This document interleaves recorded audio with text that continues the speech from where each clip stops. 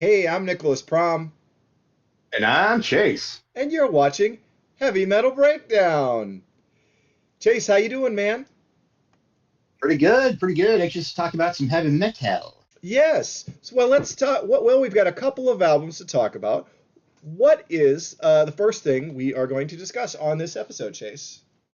Well, our new album for the week is Lex Legion's self-titled debut album, released June 12th, 2026 on MNRK Heavy Records. I should look up what MNRK means. Sure. And Yeah. yeah, this is Lex Legion's, like I said, debut album, and it features Mickey D, Adam LaRock, Hal Patino, Pete Black. Wait a minute. It's King Diamond without King Diamond. Okay. Yes. So Mickey D, Andy LaRock, Pete Black, and Hal Patino, plus vocalist Nils K. Rue from the band Pagan's Mind. Um, This is four-fifths of the Them and Conspiracy lineup of King Diamond, and three-fifths of the I lineup from King Diamond. Um, because Snowy Shaw played drums on that one. Um, so, but yeah, this is really good. Nils K. Rue sounds like if you had Michael Kiske or Jeff Tate singing on a King Diamond record, but also Precisely. Yes. pulling off some serious King Diamondisms. And look, any album that Mickey D plays drums on rules. Any album that Andy LaRock plays guitar on rules. This album rules. This is great. I mean, this is really like it's like another King Diamond album from the '80s. That's really what this sounds like, and I love it. Um, uh, if you remember, back in the early 2000s, there was a band, Force of Evil, and it was basically Merciful Fate with a different singer. And let me tell you how mediocre that was because the guy was so average as a singer, right? Not the problem here. Nils K. Not at Rue all. is excellent. He is above average and really like the music is excellent. And so I'm like, look, I love this. And there was no way I couldn't compare the two almost King Diamond bands, so I had to pull those guys out. Or almost Merciful Fate, almost King Diamond. But this is great, dude. Um, I I mean, like so much of this reminded me of them and Conspiracy, uh, and in all the ways you wanted to. I mean, so this is just really a wonderful record. I mean, I loved all of it. I mean, like the first four songs are just like great, great, great, great. And then a couple other highlights, being Saviors and Life Eternal, and then a beautiful instrumental song to close it, Far Away, which, oh my gosh, I mean, there's just so much great melody on this, and the spookiness of like a classic King Diamond record. And again, you're also gonna feel hints of like Halloween and classic Queensryche. I mean, pre-Mindcrime Queensryche stuff. So it's really this is just excellent heavy metal. This is excellent power metal, um, with that spookiness going on, and Yes. I just love this. Some thoughts from you, please. Well, highlights for me were Sleep Eternally, When the Stars Align, and Lost Inside. I also enjoyed Far Away, but it kept feeling like it was going to turn into Fade to Black at some point. Like it had that kind of feel to it, Metallica, Sure. Fade to Black. Yeah, yeah, Um, yeah. yeah. Also, did you think Lex Legion was the name of a comic character you weren't familiar with? Like, I thought that one slipped by me. I'm like, Lex Legion. I feel like. No, but again, it's like could be like well, it's like or it could have been a wrestling team like Lex Luger if he had some pals, like the Okay, Thunderbirds. yeah, yeah, Remember yeah. the Okay, Thunderbirds? They were of course. God, my most hated heels in wrestling, I think, the Thunderbirds. Um, I can't remember that Michael. What was the main guy? Michael something. Michael Hayes. Thank you. Yeah, I hate that guy. I hope he's dead. Um, um, but Anyway, yeah, but also it's 34 minutes long, so it's kind of brisk. It feels like an extended. Okay, let me make it clear. I love this album, but it feels like an extended EP. It feels like an hors d'oeuvre to the main course that's coming later in the year or something. It's not. It's we're gonna get something eventually, hopefully, from them again, like another album.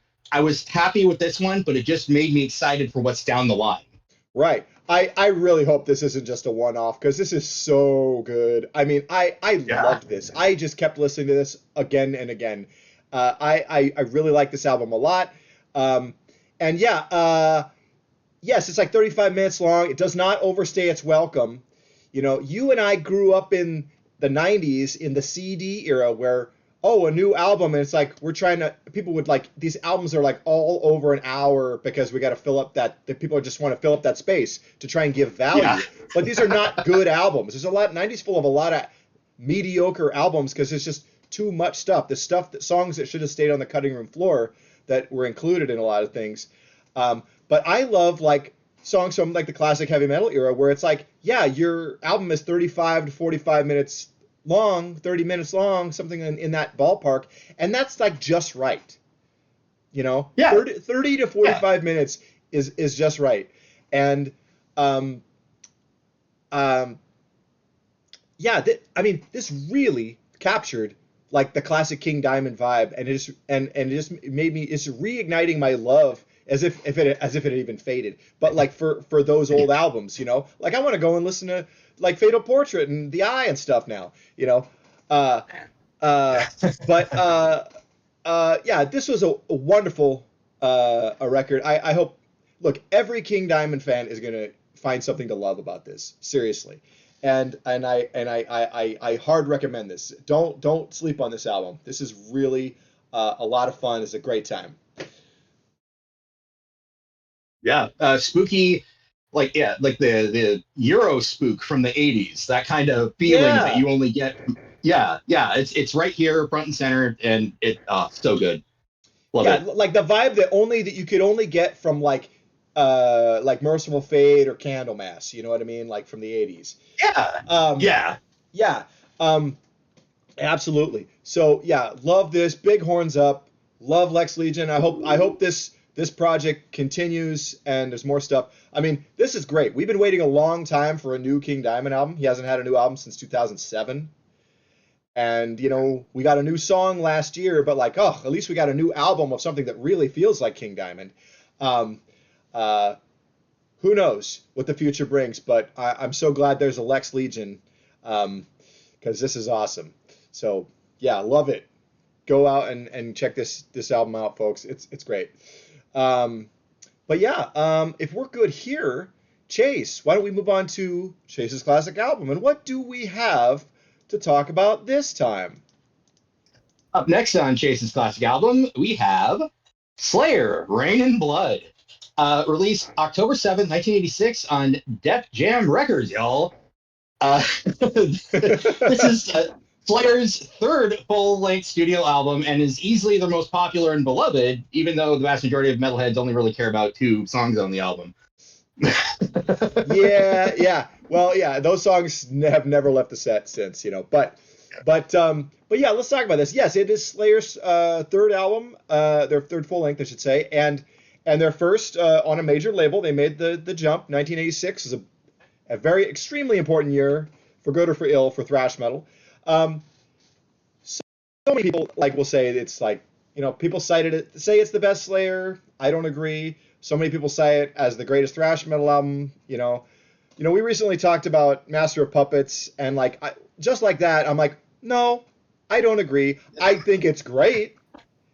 It's a Yeah, great record, undoubtedly. but it's not. It's certainly not my favorite Slayer. And like, I'm sorry, greatest thrash metal album is gonna be Exodus, Bonded by Blood. It's gonna be Creator, Pleasure to Kill, or it's gonna be Dark Angel, Darkness Descends. It's not. Come on, if you think this is the greatest thrash metal album ever, and Slayer is just the be all end all of metal, and you're like, now you're gonna go deeper than that, congratulations, you're the most basic bitch of all time.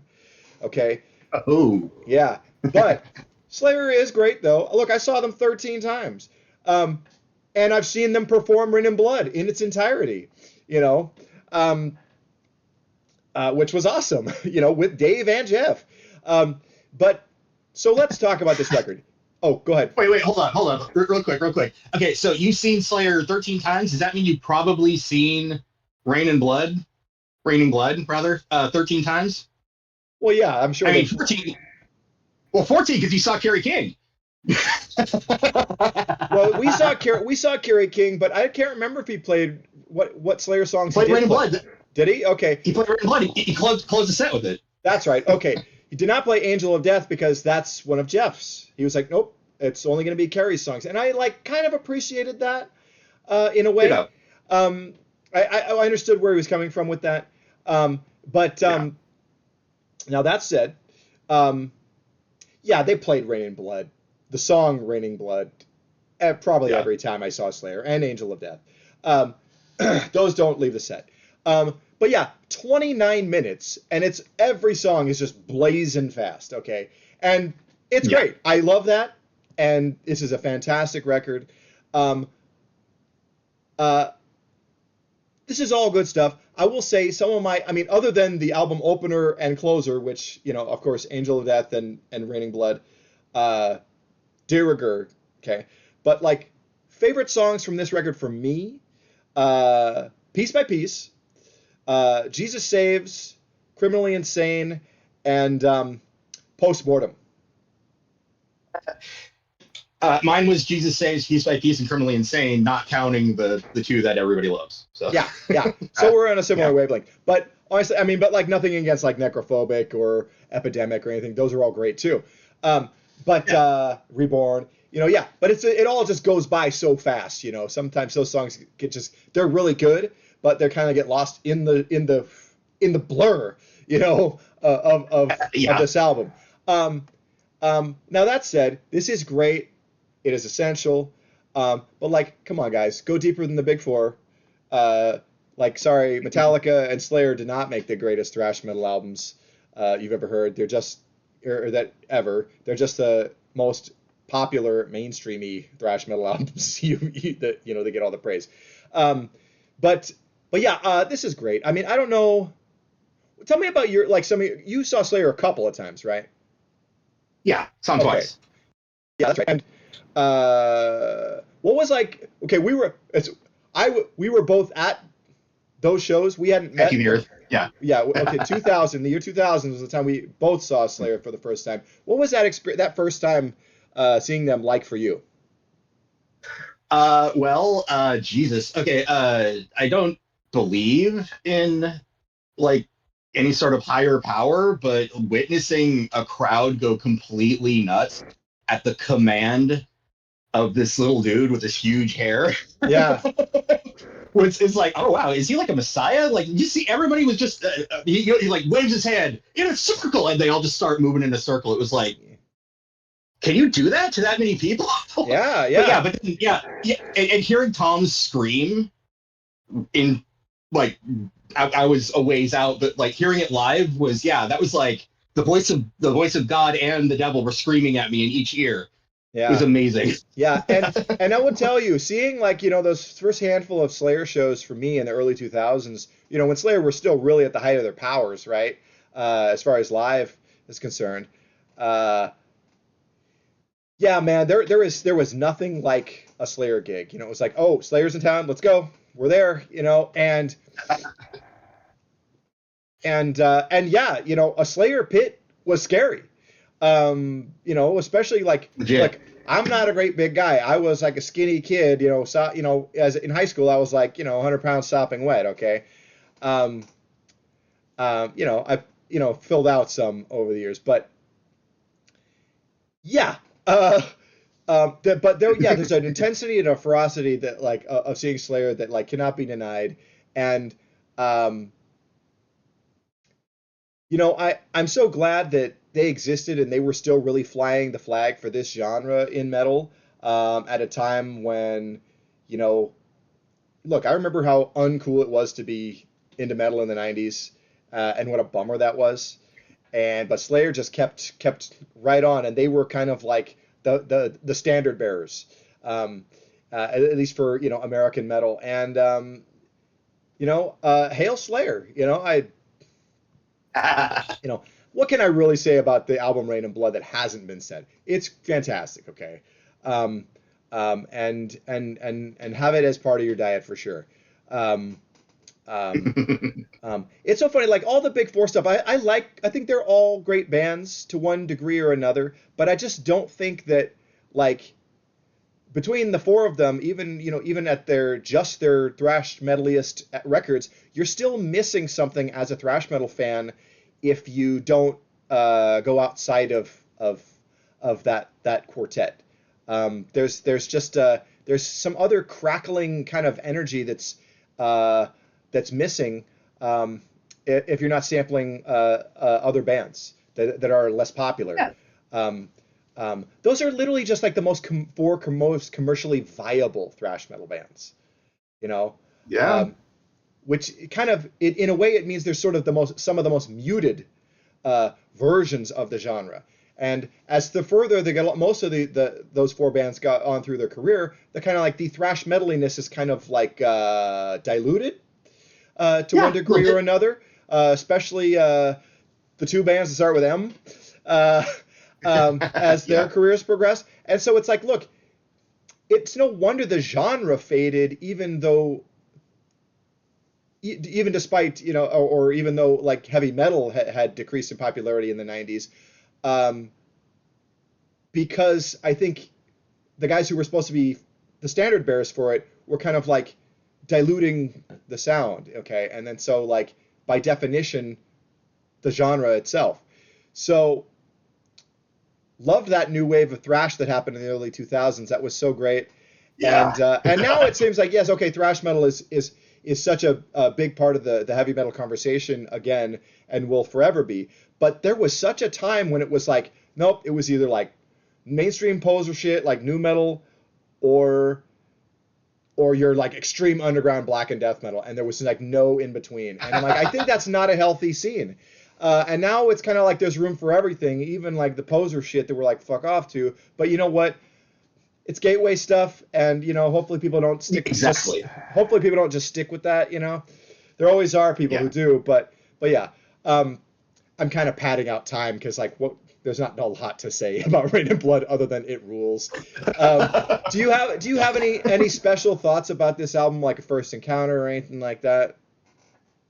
Yeah, I bought this and Undisputed Attitude at the same time. Interesting. And because I listened to Undisputed Attitude first, just because it was what was there. I put it in, and then I put Rain and Blood in. I'm like, wow, this is the same band. Of course, it's the same band. This is the same band, and not realizing what Undisputed Attitude was. Yeah. And I like Undisputed Attitude. It's an underrated release, and I'm not huge on covers albums, but I think it's. But honestly, thrash metal band doing an all punk cover album, that rules. So I'm like that. Yeah, that's the way to do it if you're gonna do it. I see covers albums, and people always go back and do these classic rock covers, and they're just corny and lame. Not Slayer. But yeah, it's funny, the two releases at once. That was kind of like what happened to me with Anthrax. It was Persistence of Time and Sound of White Noise, same day. Well, two very different records, two incredible records, and I was a enormous fan from then on. So yeah, but yeah, Slayer, it's Rain and Blood. Hey, Slayer. But yeah, okay. If we're good here, I mean, I think we just kind of farting around with this conversation a little bit. Let's talk about a few upcoming shows, and then we'll wrap for today. Is that cool, Chase? Sure, man. Okay, great. Let's see. We got coming up on June 19th at the Twilight Cafe. It's a big old night of death metal with Lividity, Torture Rack, Hemorrhoid, and a couple other bands. $15 for your death metal enjoyment. Let's see. The High Watermark, Friday, June 26th. It's a triple speed and thrash metal threat with Solicitor, Grave Ripper, and Soul Grinder. That show is going to be great. I'm so bummed I got to miss it, but you're going to have a dope time, and I can't wait to hear your feelings about it. You're finally seeing Solicitor. They are so great. It's going to rule. Yeah, it is, and I'm jealous. But have a great time. Oh, you're going to see Death Angel tonight. Also, enjoy the hell out of that. Oh, yeah. Death Angel and Violence, yes. Take lots of footage, please. But yeah, Will let's do. see. Okay. And then 4th of July, Action Metal Movie Night returns. I Am the Intimidator, Skeletor, Arcana, and Imperiosis will be playing. That's going to be a killer night of heavy metal with highlights from Chuck Norris films playing in the background. That's going to be a great time at the high water mark. Don't miss it. That's the thing to do on 4th of July.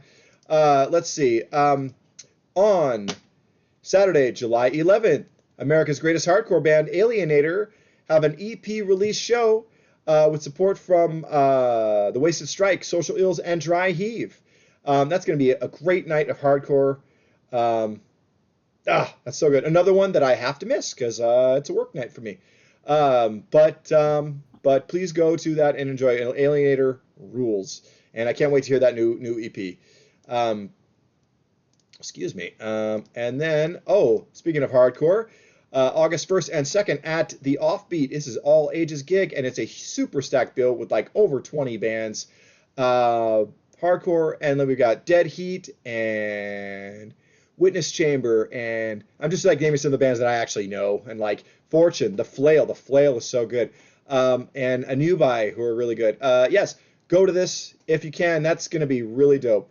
Love that. And then I want to remind folks to go to soldiersofsteel.com and get your tickets for the Soldiers of Steel Festival. This will be taking place August 13th through the 16th at the Substation in Seattle. Headliners include Sanctuary, Liege Lord, Sacred Blade, Hell Witch, Saint, and the Accused AD, along with a couple dozen other great classic style heavy metal bands. It's going to be a lot of fun. So do that. Yeah. Chase, I think that's going to be our show for today. Why don't you hit us with the sign off, please? Sure. Thanks for watching Heavy Metal Breakdown. Like, comment, subscribe, and remember, the only way to exit is going piece by piece. Thanks for watching, everybody. Good night.